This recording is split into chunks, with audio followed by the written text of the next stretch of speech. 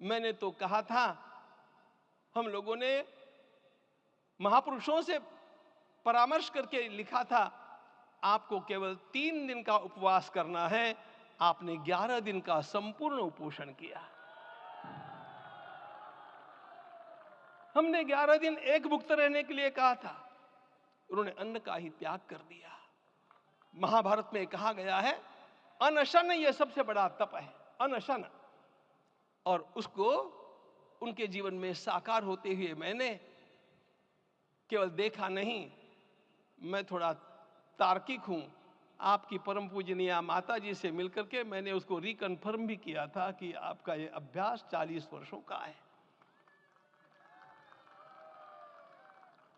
ऐसा तपस्वी कोई राष्ट्रीय नेता प्राप्त होना यह सामान्य बात नहीं है। वे इन दिनों में हमने कहा था कि आपको विदेश प्रवास नहीं करना चाहिए, क्योंकि सांसर्गिक दोष भी आते हैं। विदेश प्रवास टाल दिया सांसर्गिक देशों के इस दोषों की संभावना के कारण, लेकिन दिव्य देशों का प्रवास ऐसा किया। नासिक से आरंभ किया, गुरुवायूर गए, श्रीरंगम गए, रामेश्वरम गए।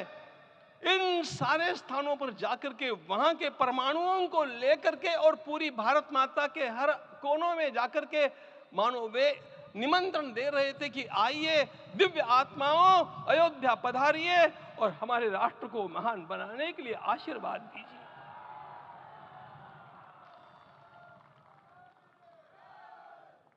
हमने केवल कहा था 3 दिनों तक आपको भूमि शयन करना चाहिए। 11 दिनों से आप भूमि शयन कर रहे हैं। इस कड़कड़ाती ठंड में इस प्रकार का शयन करना,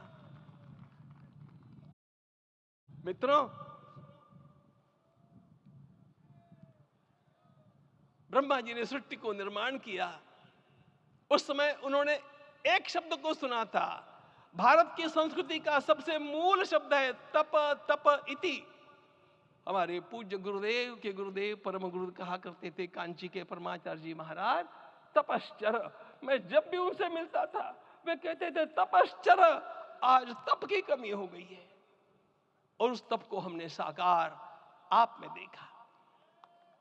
मुझे इस परंपरा को देखते हुए केवल एक राजा याद आता है जिसमें यह सब कुछ था, और उस राजा का नाम छत्रपति शिवाजी महाराज।